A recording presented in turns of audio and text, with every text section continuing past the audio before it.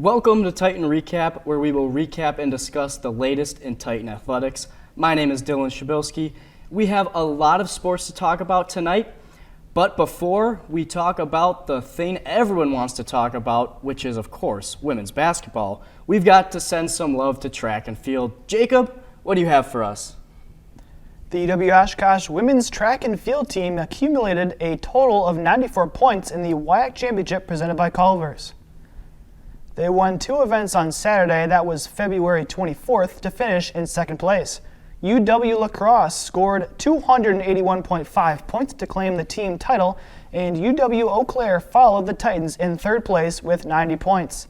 The remaining positions went to UW Stout with 73 points, UW Whitewater with 62 points, UW Stevens Point with 32.5 points, UW Platteville with 19 points, and UW River Falls with 11 points. Megan Hunt, the junior from Lamont, Illinois, scored 3,472 points in the heptathlon, winning the event and breaking Taylor Sherry's program record of 3,466 points from the 2015 season. Brenna Masleroff, the senior from Franklin, Wisconsin, threw 18 meters for first place in the 20-pound weight throw. Sina Madigan, the junior from Rosendale, Wisconsin, won the 800-meter run with a time of 2 minutes and 16 seconds. Amelia Lehman, the junior from Oshkosh, Wisconsin, took second place in the 5,000-meter run on Friday with a time of 5 minutes and finished second in the 3,000-meter run on Saturday afternoon with a time of 9 minutes 58 seconds. The UW Oshkosh men's track and field team took second place with 161 total points on the final day of competition in the WIAC Championship presented by Culver's. UW Lacrosse won the team title with 242.5 points, and UW Eau Claire finished third with 85 points. The next five spots went to UW Whitewater with 73 points, UW Stout with 48.5 points, UW Stevens Point with 23 points, UW Platteville with 20 points, and UW River Falls with 9 points. Caleb Cornelius, the junior from Racine, Wisconsin, was Oshkosh's event winner on Saturday, collecting a first-place finish on the high jump for the third consecutive year with a height of 2.1 meters. The height tied his personal record, that is the third highest mark in program history, on Friday. Joshua Rivers, the senior from Chicago, Illinois, won the long jump with a career best mark of 7.31 meters. Zach Zerjabel, the junior from Merton, Wisconsin, won the pole vault by vaulting 4.87 meters.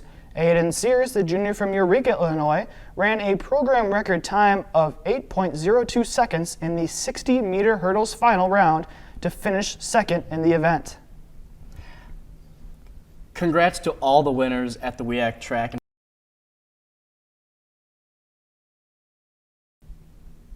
Yeah, and I think that we should be trusting Matt Lewis with the future of this team. I mean, Matt Lewis won us a national championship. He has so much credibility as a coach, and honestly, I think he did a good job down the stretch with some of the youthful players. He gave them a lot of minutes. We saw a lot of good stuff out of MMG, that's Michael Metcalf-Grassman. I mean, he was second on the team with points, averaging 2.4, and he actually shot over 50% from the field. Him and Tristan Johannek, the freshman forward, they both at the end of the year really started to put on a show, and to be honest, I was pretty impressed with the way that the future looks. Yeah, there's a lot to like from Webster. They're ranked 24th in the nation by D3Hoops.com, and the Gorlocks, which we were kind of laughing about their mascot name. Don't know who chose the Gorlocks, but anyways, they earned its 8th straight NCAA tournament bid after they won their third straight St. Louis Intercollegiate Athletic Conference tournament title by taking down Westminster of Missouri 71-56 in February.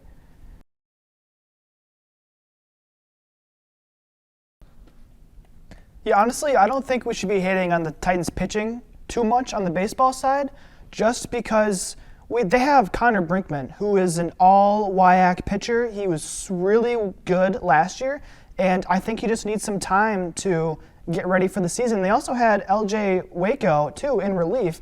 And now I know Waco pretty well. We used to lift together when baseball lifted in the rec. And actually, he had some thoughts about maybe transferring. Michigan State was actually taking a look at him instead They did not end up signing him. He did not go to the transfer portal. He comes back for his last year of eligibility, and I think we're going to see a very good season out of him.